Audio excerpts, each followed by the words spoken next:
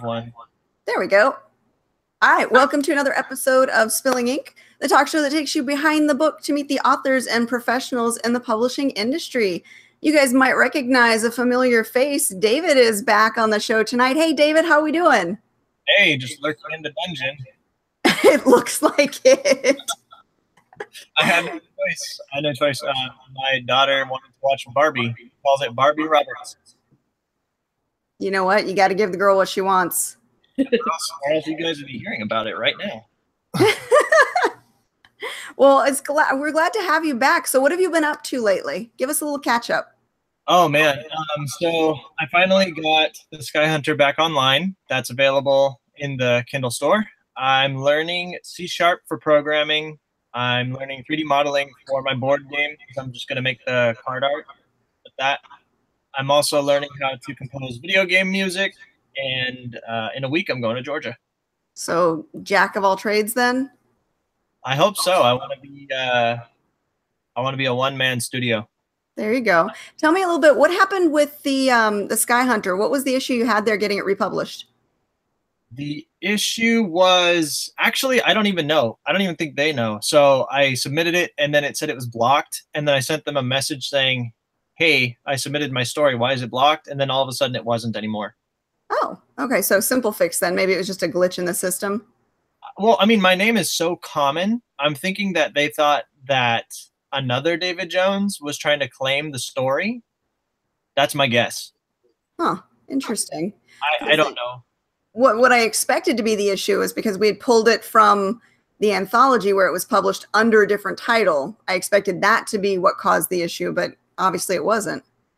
Yeah, no, nothing like that. So I'm happy. I actually am way behind in telling people about it. So so go buy it. We're going to have to fill you in on all the marketing stuff we've learned over the last 6 months, but it's good to have you back. Yes, happy to be back. So let's jump right in. We've got two new guests to introduce everybody to. Let's start off with Elizabeth Tammi. Tell us a little bit about yourself. Hey everyone, thank you for having me. So my name is Elizabeth. I am currently a sophomore at Mercer University in Georgia, though I'm currently studying abroad at Oxford. I study journalism and creative writing, of course. And so my novel Outrun the Wind comes out this November from Flux Books, and essentially it's just a young adult reimagining of the story of Atalanta from Greek mythology. I've always really liked her story, but I felt like there was a lot of confusing aspects to it, and so I sort of reconfigured it to make more sense to me, added new characters, the whole shebang, and now it's just this novel of mythological mayhem. So yeah. That is awesome. Now we're always told we have to have that one sentence log line. So what is yours for your book? Something I always struggle with. I actually have it written down somewhere. There you go. Smart. Yeah, I get this question a lot, and you would think I would be better at the elevator pitch by now, but I'm really not. That's the thing that we really push a lot with when we're trying to sell our work. We have to have that log line. We have to know immediately when someone says, "Tell me about your book," what to say, because if we don't, you tend to lose people. Although when you mentioned Greek mythology, boom, I was right there. Awesome. Yeah, I'm not gonna be able to find it. Gosh, we had it written for it. It's fun. You know it until someone calls you out on it, and you're like, I know, yeah. Like, oh wait, what? I wrote a book? I did? Yeah, what? Yeah, no, I haven't even thought I feel like a YA interpretation of Atlantia is good enough. Like that seems good that's usually what I tell people. Okay, I would just say, basically when Kahina, who is a huntress of Artemis, disobeys direct orders to save Atalanta on a routine mission, they find out that now, for better or worse, their two lives are sort of irreversibly intertwined, and they have to take on this man that is responsible for both of their dark pasts and figure out how to do that together. Nice. Very good. Yeah. Elevator pitches, definitely my weak spot. It's the hardest thing, I swear. Yeah, it's hard to sum up everything in a sentence, but that's what we've got to do.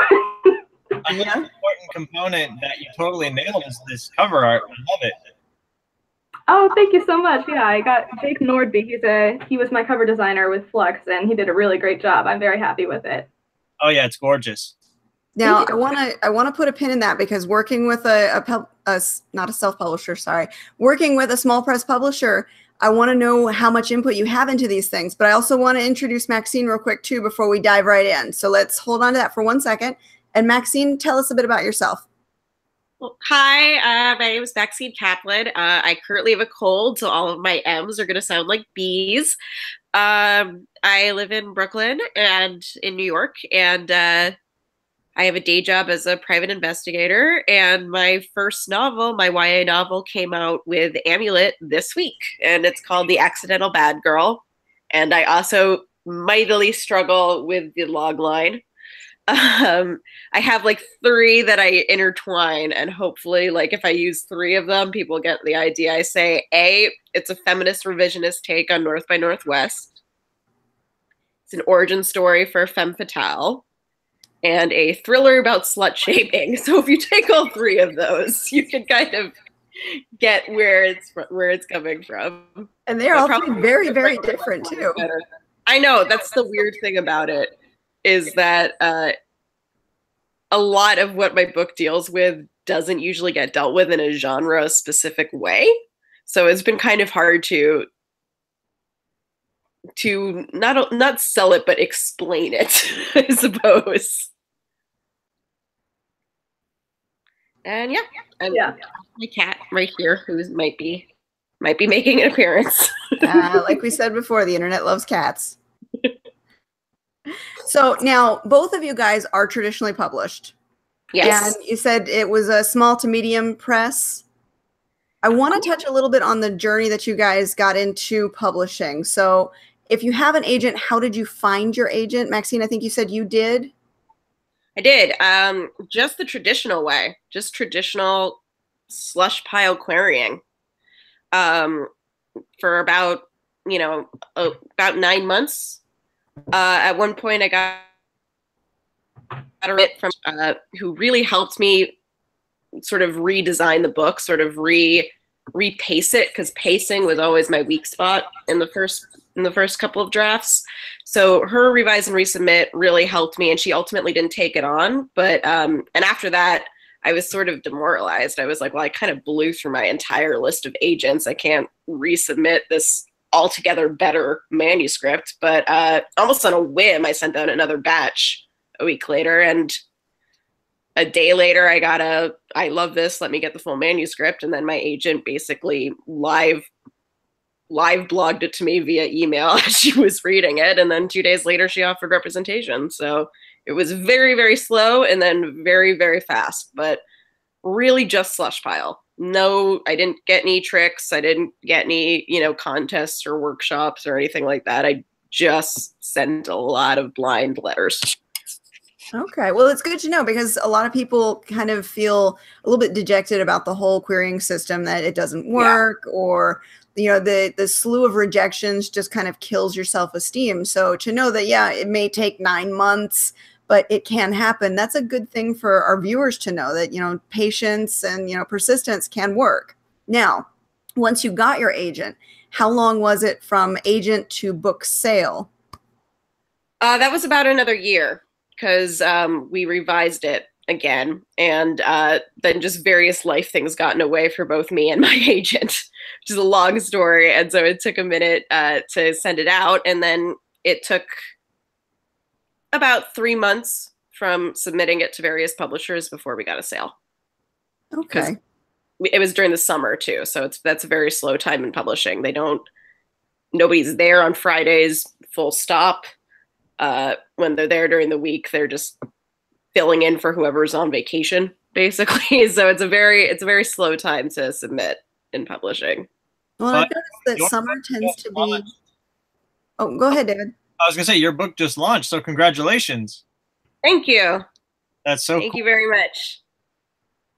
I'm intrigued by both of your guys' synopses. I want to read both of these books.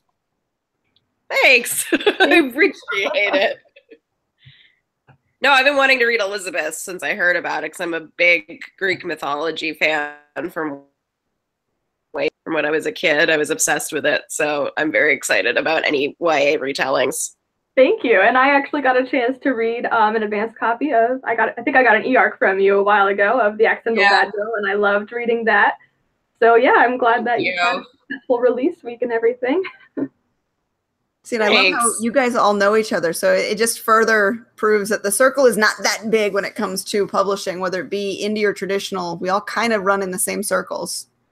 Well, we got really lucky with our debut group this year because there's a tradition in YA publishing that everybody whose debut is coming out kind of form an online support group. And I think, I mean, Elizabeth, agree or disagree, but I think we got, based on how I've heard about how other groups sort of devolved into fighting and we got super lucky obligations. We have just an amazing group of supportive people that has been an enormously valuable resource for me anyway.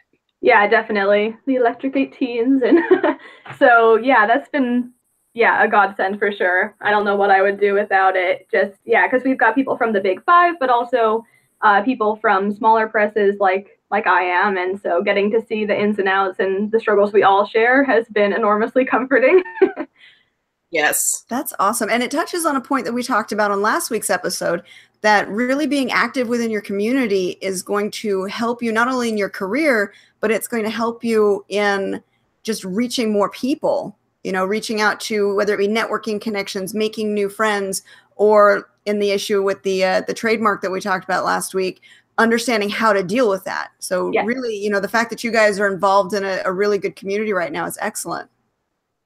Yeah, no question. I mean, we've all had dilemmas where we've had no idea what we were supposed to do, whether it was dealing with an editor and an agent issue or covers getting rejected, an editorial change we didn't want. Like, every single person in this group has had an issue where it's been like, I do not know what the protocol here is.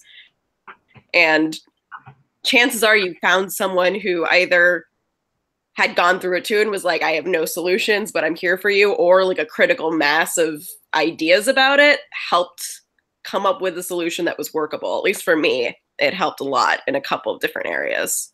Oh, wow. Yeah. And also I got to read so many awesome, we all got to send each other our arcs, and I got to read so many awesome books this year before they even came out, which was amazing. Yeah, that's been one of the best parts, definitely. And also, I'm kind of lucky since I'm a November 27th release. I can see everyone go through that process sort of before me and learn the major do's and don'ts about release week and everything. So it's been very helpful. That's exactly how the community should work. So I'm impressed by that. I like that. Elizabeth, we did not touch on how you got your publishing deal. So let's talk to you about that. You are not agented. You went directly to your publisher? Correct. And it was kind of I have a very weird, unorthodox story. So when I started querying Outrun the Wind, I sort of attacked querying from multiple angles all at once. So I would go to conferences and pitch in person. I would query traditionally. And I was also aware of a lot of pretty well-established like Twitter pitching contests. I don't know if you've heard of like Pitch Wars, but the same team behind that also has like 4 days a year where they do #PitMad. And essentially you try to pitch your book in a tweet, and agents and editors go through the hashtag, and if they favorite it, it's basically an invitation to query them. So you're still traditionally querying, but at least it's something that they asked for. It's like something they requested. So it's a bit of a foot in the door when you go to send that email because they're expecting it. So I'm with Flux Books, which is an imprint of North Star Editions, and I want to say most of the authors with Flux do have agents, but I just got really lucky. My editor, Kelsey Thompson, happened to be scrolling through Twitter at the right time, I guess, and she's an in-house editor, and I queried her directly and was able to work just with her. So she was the one who sort of went through acquisitions with it straight away. So it would be nice to have an agent just to navigate the publishing industry, and I definitely plan on getting one, and I think everyone should aim for that, but sometimes there are weird situations where you can bypass that, but it's not very common. Does it speed up the process at all from working directly with the publisher to getting the book published? Because I know there's that window of, they say, 18 to 24 months where it could take your book to get published. Yeah. Okay. So basically, after my editor favorited the tweet and I gave her my first 3 chapters or whatever, she got back to me like a couple months later, then asking for the full manuscript, and then it was almost like 9 or 10 months after that they were like, okay, we're interested in possibly bringing this to the acquisitions board. Are you still interested? Here's what we were thinking of for edits if we were to sell this. And then eventually they, got the full approval and all of that. So it still took a fairly long time, almost, I guess, just a little over 10 months total from the PitMad contest to getting the book contract. So, yeah. I had never heard of the PitMad contest. That sounds really cool. And it's like such a modern tool. It's so cool that, you got picked up from that. I love it because it can only happen now, like imagine 10 years ago, like that wouldn't exist. Yeah, exactly. They're definitely pretty cool. And I mean, I don't want to discourage anyone from querying traditionally because, like in Maxine's case, in most cases, that's the best route to take in this industry, I think. But I mean, so the pitching contests aren't going to make and break you necessarily, but they are kind of a cool tool if you're into it to just make more connections. There's a really good community online for YA. And it's I know I have followed people who have had really cool like PitMad things, and I mean I am not in a position to acquire or offer representation to anyone, but I've certainly seen some descriptions of books and been like, well, that person seems interesting. Oh. So. Yeah, they're cool. I was just but when I was first starting to write seriously, I went to a bunch of writers' workshops and retreats and stuff like that, and everyone was talking about these Twitter pitching contests, so I was like, well, I'll give it a shot. It's another thing to do while you're also querying traditionally and doing all sorts of stuff. Sounds like a fun little challenge, too, to try and squeeze it in. You said it was in the 140 characters? Yeah. That's fun. Like a micro elevator pitch. Yeah, exactly. So that should really help you narrow it down too. Yeah, it should have. It feels like, gosh, I must have done this in December 2016. I should have reread them for my elevator pitch, but yeah. So now what do you do? Because Maxine, yours is just released, and Elizabeth, yours is coming out. What do you do in preparation for the book release to get ready? Do you have support from your publisher? Do they give you advice? Do you have a PR person that you work with? A little bit. Like Abrams has been great. Abrams Amulet has been great. I actually, coincidentally, when I graduated college, I started a job at Abrams, not at the kids' science department, in the art books department, in the pop culture book. So I had actually met my editor before, like we've been at weddings together and things like that. But she told me that she didn't even realize it was the same Maxine Kaplan until halfway through reading the book, which made me feel better about it. So Abrams and Amulet have been great. They've sent me a couple of blog posts to do, and they were very supportive with giving me ARCs, like advanced readers copies to send to people that I had set up on my own. And they were a good resource, but it's a truism for a reason that you really have to do all the promotion for it yourself. I don't know anybody, even at the big 5 publishers, whose publishing house set up their launch party, for example. It doesn't happen. You have to call the bookstore yourself, and you have to call them 8 times until they call you back.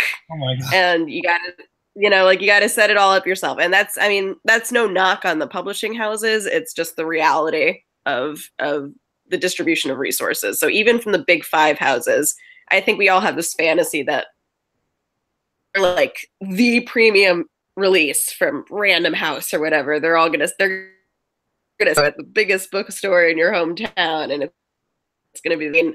They'll help. They'll be there. It'll be great. But a lot of the legwork is going to be what you have to do it yourself, or it's not going to get done. But does it help to say, oh, I'm with such and such publisher, like, so maybe you want? Oh, absolutely. Okay. Yeah. Oh, absolutely. Like, yeah. Even I at one point went. Yeah, I went from like bookstore to bookstore with my ARCs at one point, and it for no good reason, but for whatever prejudicial reason they had, when they thought I was a self-published author trying to sell on consignment, I had a very different reaction than I was like, hi, this is coming out from Amulet in May. Exactly. Here is like the publisher's address and website on the back of the thing to prove that it's real, you know, like, so it does make a huge difference. Yes, there's definitely, I don't know, you come off as a lot more legit if you can say, oh, I'm being published by so-and-so, you know, so that's pretty cool. Means somebody gatekeeped your book, basically. Exactly. So then what have you done to celebrate your book launch? Like, did you do like an online Facebook party or any sort of other events, or what do you got? What have you done for that? Actually, last night I had my launch event at Books of Wonder in New York. So it was really just my friends and family who came. But I'm lucky enough to have a lot of friends and family in the area. So I had my mother with me, which I couldn't tell was my mother's a journalist. She has a show at the public radio station in New York. So she's interviewed people at these kinds of events before, and I thought it'd be funny to have her interview me. So that's what I did. And then I bar and pre-ordered some food and wine and like had a party. And that's really what I did. That was last night. Oh, wow. That sounds awesome. And I mean, like, you know, I'm not trying to say it's cheating, but on social media, like you have pictures and videos of this event and you can make it look bigger and grander, you know, even than it really was. And I think that would certainly also help propel your sales. Make your own mini red carpet event, sort of. Exactly. Yeah. Yeah, I see what you're saying there. And it's not really cheating. Yeah. It's the perception. Right. Just the idea of having people like recognize your book cover, essentially. You know, it's like, oh, I've seen pictures of this at something that looked like an event. You know, it's more just familiarity than promotion in a way. That's sort of how I've come to think of it over the last 6 months. Like, it's not, ooh, because if you're on a list, chances are it's because a friend of yours on Facebook was like, I'm looking for books that will fit this list. Anyone has. A lot of this market is who you know. So it's not like somebody is like, if people know that your book exists because they've seen it, that's what helps more than, oh, the publisher has decided this is going to be their hit this season. I mean, that helps a lot. There's some people who have gotten just huge pushes from their publishers, which has been awesome. But with smaller houses, it's just the resources aren't there, you know? Yeah, so you're going to be doing a lot of legwork, whether you're traditional or self-published, but I think it certainly helps to say, you know, I'm with this publisher. That would definitely help you sell yourself to other people easier. And a lot of times today you're seeing indies creating their own publishing label so that when they approach, say, a bookstore who may have some prejudice against it, they're showing up as a, you know, small publisher rather than just saying, hey, I published a book, it's by me, because it gives you a little bit more clout. It's that perception. Somebody else published me. I'm not saying this myself, even though you are. I think that's really smart. I mean, I think that for better or for worse, for some reason, having the imprimatur of a publishing house makes a big difference. Definitely. Now, speaking of, you know, coming, I can talk, I really can, of upcoming releases and planning your release. Elizabeth, how are you planning your release? So my university has been really supportive and helpful. My creative writing advisor is hoping to make some sort of event partnered with my university. And so it might be something, I'm debating between a local bookstore or something at my college, maybe both, we'll see. But at least I know I'll have the support of my creative writing department to help set something up. But I'm considering maybe partnering with a local author in the central Georgia area and setting up something else, maybe in addition to or instead. Also, coming from a smaller press, I definitely have I have a great publicist. I really do, and she's been super helpful pitching me to conferences and answering any questions I have. But like with any publishing house, I understand that a lot of this is going to be on me, and that's okay. So I'm sort of, now that I'm about 6 months out, I'm trying to sort of take all my observations that I've had watching other Electric 18s going through this process and figuring out who I'm going to send ARCs to and exactly what's going to go down at my book launch. So I'm just now entering, I think, the pre-release stage where things need to start happening. I've done a few blog interviews with, like on Tumblr and stuff, and hopefully more will come in the coming months. I think one thing that, sorry, go ahead. No, go ahead. Go ahead. I was going to say one thing that really helped. I don't know if it helps with book sales specifically, but reviews, like video reviews, people talking about your work. I have a business partner of mine. He got a really good review on a really popular site on YouTube, and in one day he got like 67 sales in like one afternoon, and I was like, whoa. Wow. So, and you know, I think the more people talking about your work, the better, obviously. So I think yeah, you're right. I should absolutely try to connect with some YouTubers because they've got a lot of sway, especially. I have not done that. This is the first YouTube thing I've ever done. So YouTubers it's exciting. Are a huge thing, like all across the board, whether it's movie reviewers, book reviewers. There are a lot of them out there, and if you can get them to positively review you, or not even have to be positive, just a review. Right. Sometimes even a negative can get people talking. It can, give you that extra push. And then again, eyes on your book. People recognize your book because they saw it on someone's show. Yeah, very true. And now, are you guys, once you, once you're more set and the book is launched and stuff, are you guys planning to go to any conventions or any book festivals? Do you guys have any dates coming up that we can tell our viewers? I don't have anything set in stone yet. I'm still pretty far away from release, so I'm not sure if I'll have anything super soon, but I'm definitely hoping to also go to the New York Teen Author Festival next spring is what we're looking at. There's a few others that we're in the works with and talking with, but nothing has been finalized, but I would definitely love to set some up, especially in the first 2 to 3 months post-release. Definitely. Conventions can be an excellent way to, meet your readers, meet your potential readers, make friends and stuff. That's how I met Katie, for example.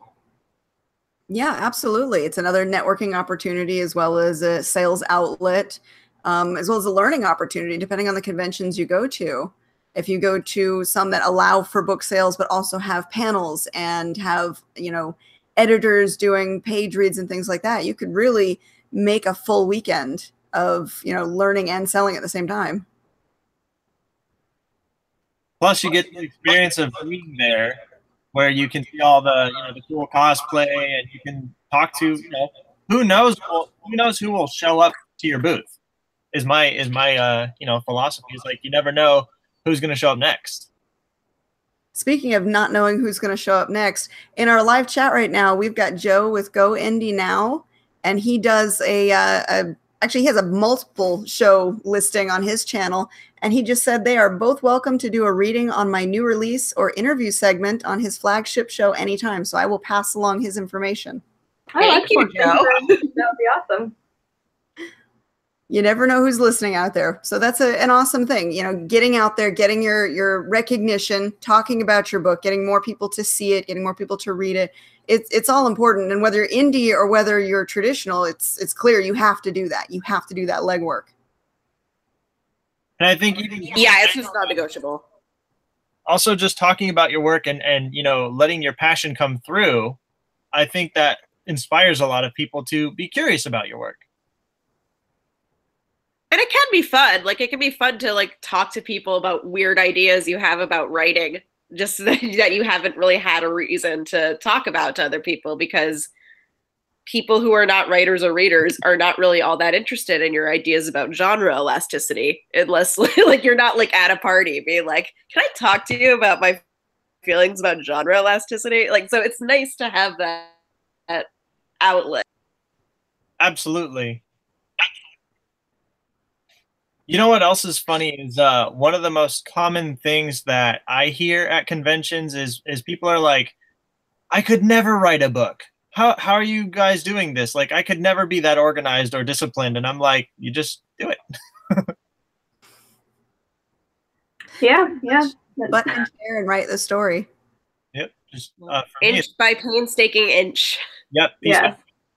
Well, and honestly, the writing part is probably the easiest. It's the getting out there and marketing the book that is really hard. And I don't know about you guys, but as an introvert by nature, talking to other people and trying to sell my book is the hardest thing for me to do. So when I go to conventions, I really have to turn it on for that whole time and really force myself to get out there. And it's hard to do. And by the end of the day, you're completely drained because you've used every ounce of your internal resources to get through that day. Oh, yeah. I understand completely. I lost it. I went to AOLA this year in Denver because actually Flux authors had arranged a panel, and the lovely Kim Chance asked me to be on, and Kim Chance of Keeper. I went and I roomed with somebody I had met through the Electric 18s, but by the end of like the first day, at one point I just kind of shut down and completely. I was like, I feel invisible, and I will like the introvert thing I definitely relate to, and that took me a long time to figure out about myself because I'm not shy, but I am extremely introverted, and I think that it's a very like weird combination to take out into the world when you're trying to talk about your work. So it's definitely a thing that you have to like be prepared to interact with, just even on your own, even in your own head. And sometimes it can be completely like overstimulating. So for me, it's like sometimes you just need to walk away, clear your head, get away from the noise for a bit, and then go back into it. Yeah, sure. Yeah, thankfully, I think I'm a bit more extroverted by nature, so I'm totally fine talking to people. I just need to work on how to talk about my work specifically because I'm still like not always sure how to describe it. I feel self-conscious a lot. So yeah, at least I have a few months to figure that out before I have to start going to these conferences. So fingers crossed. You'll fall into a rhythm though after a while when you've got that pitch kind of ingrained in and you know how to talk about the book. It becomes a second nature, you know, when you're at a conference and somebody does walk up and well, tell me about your book, and you can just fire it off right then and there because you've said it 100 times earlier that day. Very true. It becomes easier and easier. And you know, it also helps too just to laugh at yourself. If you make a mistake, laugh it off, try again. Because we're all human. We're going to make mistakes. We're going to trip over our words. Yeah, that was one thing that I think was really important to learn is that there's really no way from one thing that you're going to tank your whole career. There's not one fuck up it's live. I curse too much. But there's not like one screw up that's going to make you be like, okay, I'm dead. I messed up that answer to a live blog chat, and now I'm dead. And I will never recover from it. I spoke weirdly to that one bookseller, and now I'm dead, and I will never recover from it. It just doesn't exist. And who knows, people might dig your quirks. Like I don't remember who it was, but Katie was telling me that there's a guy who is a big intimidating guy, and when he sells his work at shows, he just goes, "Yo, come here, buy my shit." It works for him. Who was that? I don't remember. I think it was like the first season we did the show, we interviewed him. Who was it? I don't remember. It's really funny. I want to say he was like a horror guy. Yeah, and sometimes, yeah, you just play to your strengths. If you're quippy, then throw out some funny one-liners at people. You know, whatever works for you, as long as you're, you know, being yourself and you're accepting that life isn't perfect. Right. So I want to know for both of you, for both Elizabeth and Maxine, how long have you guys been working on your book, and what sort of sparked it?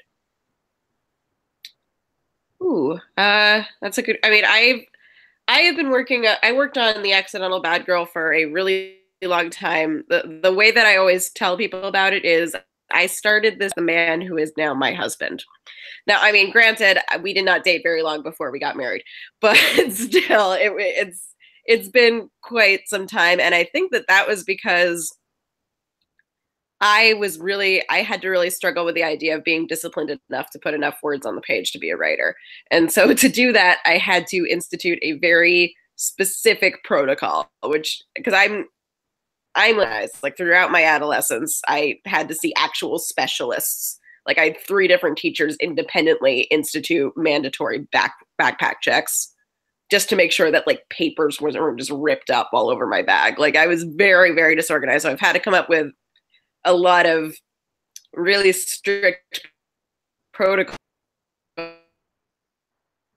for myself to really get anything done. And include just random adverbs that make up the total, and they don't have to be good. You can't fix what you don't write became my mantra, and it was just 500 words a day, and I gave myself a day off.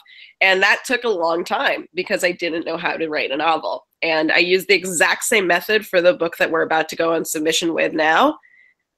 This book is 25% longer. Took me a little under a year, maybe. So I don't know the math of how that worked out using the exact same methodology. Maybe it's just more efficient. Maybe I wasn't being as disciplined as I thought, but. Well, you have a system now in place. Like the first book with The Accidental Bad Girl, you were learning everything, and now you have your process. And if you stick to that process, it sounds like it's working beautifully for you. So that's awesome. I also outlined a lot more with the second book. I did not really outline at all with The Accidental Bad Girl. And I think a lot of people are really resistant to outlining because they think it's going to take all the fun out of writing, which is, I understand that way of thinking, but it's a fallacy. It's real, because eventually you are going to need to know what the beginning, middle, and end is. So I kind of like, I went back to the drawing board and was like, what is story structure, and how do I make sure that like the motivations make sense? Because that was one of the first things that people always told me is the motivations don't make sense. So I was like, I'm just going to, as an experiment, make sure that the motivation is prominent. It's like paramount in everything I write in this project. And that really propelled it further, I think, faster than it would have. Good. And it's really easy to get hung up on, like, you know, you have an idea and you're all excited, and then you start working on it, and then that a burst of excitement just sort of, you know, fizzles out. So you got to keep going, you know, and every step is successively harder than the last. Like editing, oh my God. Editing is like the most boring thing, but it's crucial. It's all crucial. Yeah, that's the actual work. Is the like I always say, you can't fix what you don't write. You know, it's getting like just vomiting the words on the page. That's just the prerequisite for the actual work, you know? Absolutely. And so how long did you work on this book? I mean, you know, between initial idea and now, like how long ago was that it started? Oh wait, sorry, is this me? No, that was Maxine, sorry. Probably between like starting, like sitting down and writing the first page and now 6 years. 6 years. Wow. And now you said that your next book only took you a year, and it's longer than your first one. See, you got the process. That's so cool. Yeah, I mean, that was a real relief. It was like, oh, I just do this now. This is just a thing I do. It wasn't like this weird fluke that I did once, you know. So that was a real relief. The method to the madness. Everyone's got their own system too. And what about works for you? What about you, Elizabeth? How long ago did you start Outrun the Wind? So I started, I first started Outrun the Wind probably the summer before my freshman year of college. So summer of 2016. And so freshman year was pretty much thankfully I'm a pretty disciplined writer, I guess, or consistent enough that I was able to draft it till it was decent and get feedback from my critique partners within about 5 to 6 months. And then, let's see. And so then it was fall of my sophomore year, this past October, that it got acquired by Flux. So it was relatively fast, I guess. Outrun the Wind was not the first book I wrote, though. so senior year of high school back in 2015, 2016, I wrote my first novel, but sort of gave myself permission to fail miserably because I knew I had been saying since elementary school that I wanted to be an author, but I had never committed enough to actually finish something. So I'm like, I just need to finish something. And that taught me the most out of any writing class I've ever taken, just finishing something. And even though it was kind of terrible, I learned so much. So when I wrote Outrun the Wind, not only did I have a very thorough outline before I started writing, which probably helped speed along the process, but I also had that terrible first novel to sort of tell me what not to do this time. And so it worked out better. Well, good. That allow yourself to fail, that's something that it works along with what I always tell people when I do talks and discussions about writing is your first draft is supposed to suck. So when you write, it's okay to word spew. It's okay to throw it all out there on the page because you can't, like you said, Maxine, you can't fix what you haven't written. Don't go into that editing phase until you actually have a story because that's what stops most people. They're like, I want to write, but they're so focused on making that first draft perfect, they can never get to the end. So letting yourself accept the fact that that first draft is going to suck and just get the story out there is a key that a lot of people need to actually write the novel they've been dying to write. But it's not just that. It's also, you got to let all these possibilities, you got to flirt with all these possibilities. You know, it's not until you're editing that the story has to make sense and has to be bound by, you know, the plot and the rules that you've set up. Up until that point, you know, you can really just go wild. And then when you start, you know, when you need to start cutting it out in the editing phase, that's when you're like, okay, well, I got to tweak this, lose this, refine this, you know, and that's the real work, but it's all part of it. Sometimes whole chapters get deleted or moved or reorganized, you know, to fit the plot, but at least you have it there to work with. And that's the really big thing. You have to have it there. Yep. And I think a lot of you guys are illustrating the same thing. Once you've got the idea of how to write the story, your next one becomes easier. You've got your system. You know what works for you as a writer, so that next book comes out faster and the next book comes out faster because you're able to hone in on your style. You know how to work it, and you can, you know, have the discipline you need to make it work to the end. Now, speaking of that, do you guys have sequels in the works already? I know, Maxine, you said you're going to be shopping a book. Yeah, which is not a sequel, actually. It's actually in an entirely different, I mean, it's YA, but it's an entirely different genre. It's The Accidental Bad Girls, contemporary kind of dark comedy noir. And what I've been working on now is a fantasy pastiche. So it's an entirely different genre, which is, it's actually more my area in terms of what I grew up loving to read. Fantasy and science fiction is really, I'm very surprised that like a crime novel is the first thing that I ended up writing.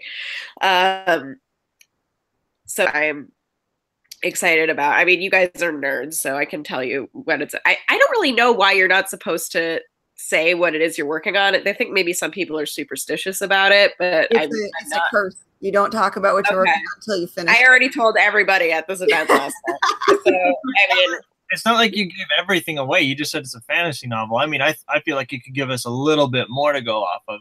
Yeah. Well, so I was about to say, you guys are nerds, so you know that how in every sort of old-fashioned fantasy novel, there's the tavern wench. It's the same character in every single novel. It's, you know, described the same. There's sort of, her verbal style is always the same. Her concerns are always the same. The way she relates to the other characters are always the same. And she's always my favorite character. Like, always. I always just want to hang out with the tavern wench. And she never really gets to leave the tavern. She never really gets her own story. I mean, like, Tika in the Dragonlance books is like the closest, but even then she's like hitting people with a frying pan, you know. It's like she's not really doing her own thing. So it's following a tavern wench on her adventure to go to the capital to try and reverse a document that took her in away from her. So that's what I'm working on, and it's hopefully funny. And yeah. Now let me ask you this before we jump onto you, Elizabeth. just because this is a subject we've also touched on a lot, our other co-host, Jason, recently signed on with a publisher, and he was told he was splintering his fan base because he writes in multiple genres. And so they warned him that they weren't going to take anything but this specific genre from him when they signed him on. Has your publisher said anything like that to you? No, and I'm very lucky about that. This is something we've actually talked a lot about in the Facebook group for the debuts, because a lot of us are very interested in writing a lot of genres. I think that's one reason, to go back to what I was saying about genre elasticity, I think that's one reason why a lot of people who write YA are drawn to writing YA, is that you can mash up a lot of different things in a way that for some reason is not as acceptable when you're writing for adult mainstream audiences. For some reason, people just don't accept it. Like, you can't have Jane Eyre in space, and like, you know, it's harder. You know, for some reason, there's a certain amount of mashing of genres, which is what I really love to do, that is allowable in YA. And that definitely did come up. Like, people have warned me, you have to keep on writing in noir. You have, and even my agent was like, I'm going to be totally honest with you. I don't totally buy that you can write fantasy. And then I wrote it, and she was like, okay, never mind. You can write fantasy. It's fine. You can do that. But like, she was like, totally honest with you, I'm very skeptical about this entire venture. Like, she was very upfront with me about it. But there's people who I love, like Mindy McGinnis or even Libba Bray, who jump around the genres all the time. And that's part of what I like about them as a reader, is that I'm never really sure what I'm going to get with them. So I'm hoping that it's increasingly a plus that you can have a lot of different interests as a writer, because I know that I have a lot of interests as a reader. Okay, that's a good point. I'm glad you made that. Now let's go over to Elizabeth. Tell us about what you've got in the works. Are you writing sequels? Are you shopping out already? So Outrun the Wind is a standalone, but going back to my terrible first novel, actually takes place in the same universe, ? Or like the one of the minor characters from Outrun the Wind was one of the major characters in my terrible first novel. And I've sort of now, with hindsight, seeing where the problems were and reworking them. So I am throwing together another proposal right now for Flux, because I would ideally like to be with them for a second book, but we'll see. I'm waiting on feedback right now from my critique partners on my proposal, and then I'll work with that and maybe send that along sometime soon, but we will see how it goes. As far as career trajectory goes, are you guys still going to be writing more books, or is this kind of just on the side? I would love to keep writing books as much and as often as I can. I'll probably need a day job, I'm sure, once I graduate college, but we'll see. Definitely. I do have a day job. Yeah, I do have a day job. Ideally, I would like to be continuing to write books. I would like to be allowed to write more books. It's a hard business to really make work for you. And especially now that the market is more flooded than ever, you know, not only the traditional marketplace, but the indie marketplace. There are so many books. It's hard now for readers to find all of the stuff that's out there, which is why marketing becomes so much more important. And that's why a lot of that falls to the individual author, whether they're traditional or not. So it really tends to be those who stick it out the longest tend to work, but it's a lot of work to do. But I like following everybody's journey. I like seeing like for example, you and Jason. I love seeing, you know, oh, I've got this new book. Like your new covers, like, oh, I love them. They did come out good. Yeah. Hold on. I got the proof right here. So I'll show you. That one is my. Ooh. This one pretty. officially releases on June 5th, and then the second one releases on July 17th, I think. I got to double check the dates. But yeah, this one is my new baby. She looks like you. That's what my mom said too. I was like, yeah, she looks like me if I lost 20 pounds, grew a couple inches, and maybe fixed my hair every so often. Sure. Well, I was very excited when you showed us those. I was like, oh my gosh, those are wonderful. The cover artist that I work with really took direction well. And I gave her the blurb, and I told her that it was a mashup of Supernatural meets Agents of S.H.I.E.L.D. and she ran with it. I mean, she, you know, got the whole like Jason Bourne feel. The letters you can't really tell on the video here, but she actually spells out what the asset agency stands for behind the cityscape here. I mean, there are so many elements she put in here that I was just so happy with. It has a grand like the way that it's composed. It looks very big. Like I could see that as like a movie poster or something. Mm-hmm. Yeah, it was really good. And then that actually brings us to another topic. Working with either a small press, big press, what have you, you don't get to select your cover artists usually, but how much input do you have on the covers? So, go ahead. Oh, sorry. No, you. Go ahead. So I got very lucky with Flex. They do a great job at making sure that the author is somewhat involved. Obviously, it's their decision. But basically, they had me sort of throw together some Pinterest boards of my main characters and just for the novel's like aesthetic as a whole. And I sent those along to them.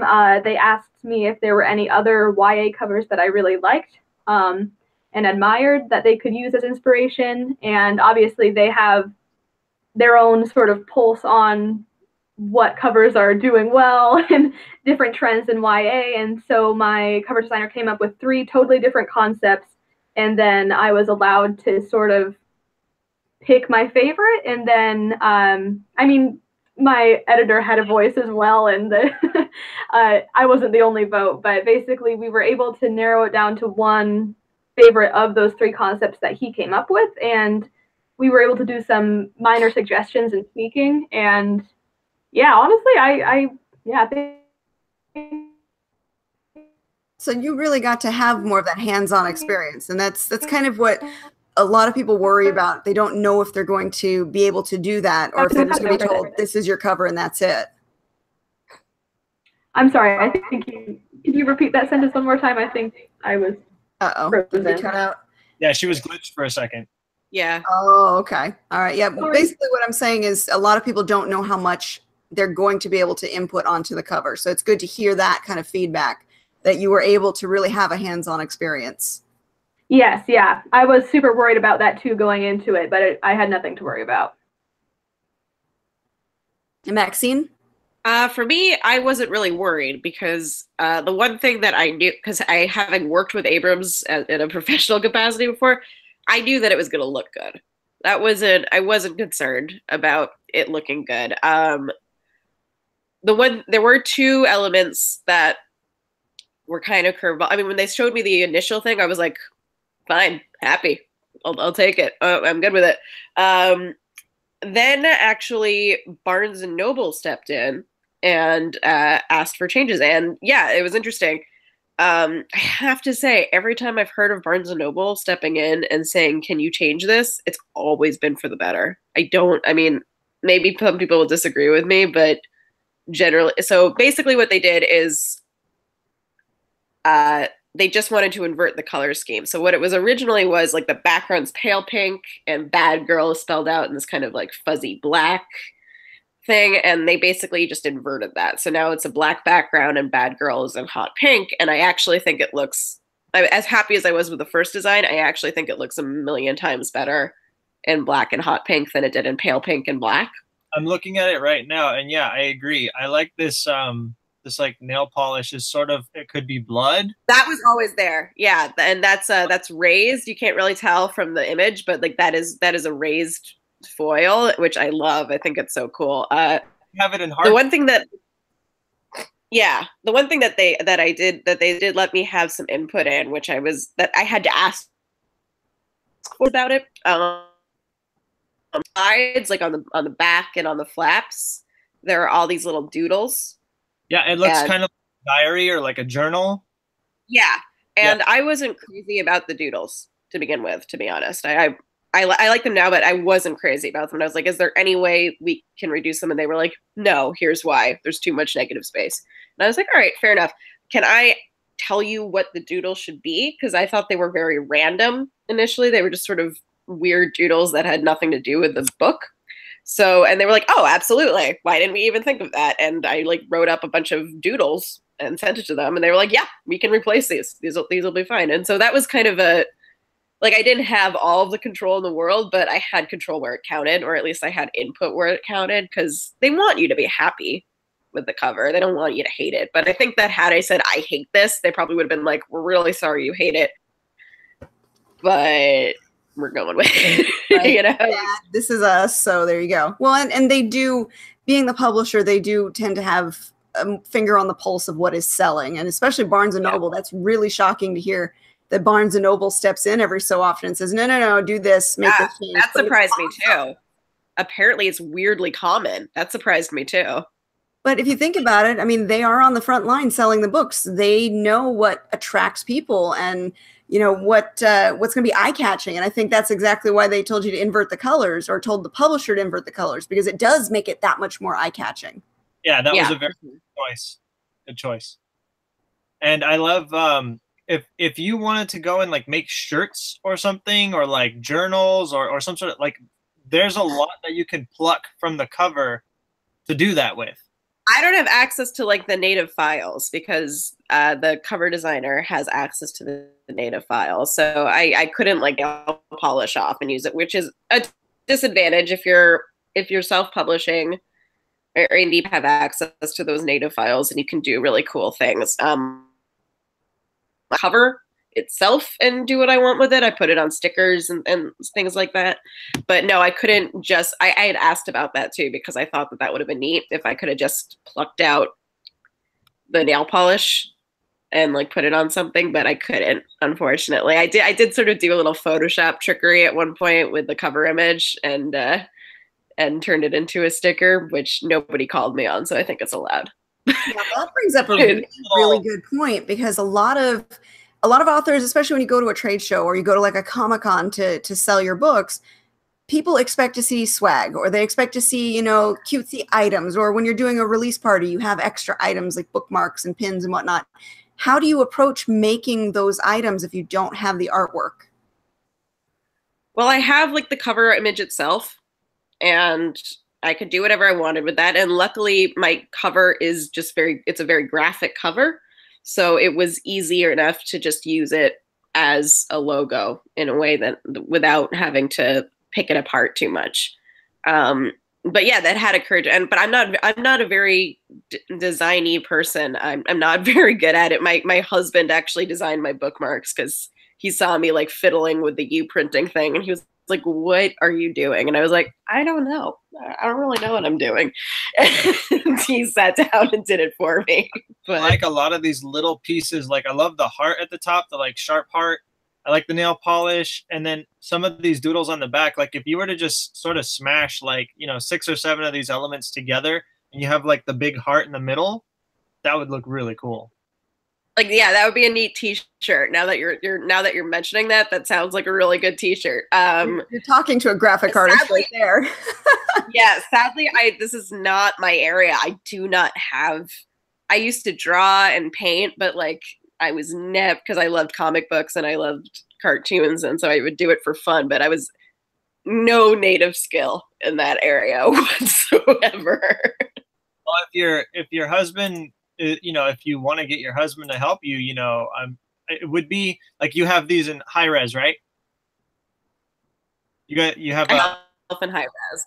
Yeah. I mean, you could if you just have Photoshop, you can steal a lot of elements, paste them into a new document, and arrange them however you want. Your husband, if he knows just a little bit about Photoshop, he should be able to help you with that. He designs video games for fun on his spare time, so he knows a little bit about it. But yeah, there you go. Like, I mean, I see so many little possibilities with just this cover here and the back. Yeah, swag is interesting, because there's trends. Like, apparently now the new thing in YA swag is enamel pins. I don't know if you've ever tried to order custom enamel pins. They are hugely expensive. Speaking of swag, I have to show you guys this, because I'm going to Phoenix next week. And one of the swag items I got from the last book series, I found a metal printer, and they're local, and they print up bookmarks. Oh, wow. What? And so I so went to cool. the designer and I said, give me a bookmark sized cutout of this cover. And there's 3 of them, so I'll show you all 3. And I can use this to make bookmarks. And she was like, yeah, absolutely. And so she sent me. Wow. That looks amazing. And they are so cool. So this is what I'm taking with me. And this is the best one right here. I'm taking this one with me as my swag items. For anyone who buys copies of the book, they will get a free metal bookmark as opposed to the paper ones, which I always have paper on me, but the metal ones are really special. Yeah, it's smart. It look like something you gotta hold on to that. And they're thick too. I mean, they're substantial. It's not just a little flimsy piece of metal. It's got some weight to it. It's nice. And it's so shiny. It picks up the light. But that becomes one of my swag items to try and creatively bring more attention to the book series when I go to a show, because that'll catch the light as people are walking by. I want one. I want one of all of them. And that's what I want people to say. If there's any left after the show, dibs. Okay. All right. Let's throw the question over to you, Elizabeth. And I think that's it for our show tonight. So you can close us out with this question. Swag items, go. Have not had to deal with that yet, but on the horizon. I'm not sure, Maxine, when do you recommend I should be printing these things or starting to design them? Like, I don't know. Sometime this summer, definitely. I did the blade. I didn't even get them in time for ALA. Which was like, I went to ALA, and then the day I landed in Denver, my husband texted me. He was like, "Your bookmarks just came." And I was like, "Oh, that's excellent. fun. Yeah, that's real fun." Well done, me. Yeah, the perks of being a journalism major means I have access to a lot of good Photoshop type software at my school, which will hopefully help, and lots of graphic design knowledge in abundance. Not with me really, but with my other classmates and stuff. So I'll figure something out, hopefully. There's a website that I used when I print bookmarks and business cards. They're really inexpensive and they're really fast, which is important. And it's gotprint.com. Okay. Say that again? Gotprint.com. Their prices are perfect. Their speed in getting things printed is excellent. And you can upload files and save them to your account there so that later on, if you need to print some more, it's just a quick click and ship. Okay. And yeah, I'll definitely check that out. You have a lot of like you have the mythology symbols that you can play with. You have so much to play with. True. It's like a Greek retelling. Well, you can reinterpret some icons or something like that and twist it to how you want them. Mm-hmm. You have a library of options there. So yes. Just start Googling symbols that are sort of, like you have huntresses, right? So look up symbols for hunter, look up symbols for Artemis, and stuff like that. Yeah. Just mash those together into something new, put your name on it. Yeah, you're solid. All right. Yeah. Bow and arrow, the whole whatever. Yeah. All right. Well, that does it for this week's episode of Spilling Ink.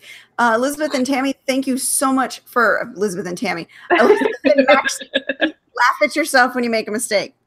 Right there. Thank you guys so much for hanging out with us. It's been really fun. Yes, thank you.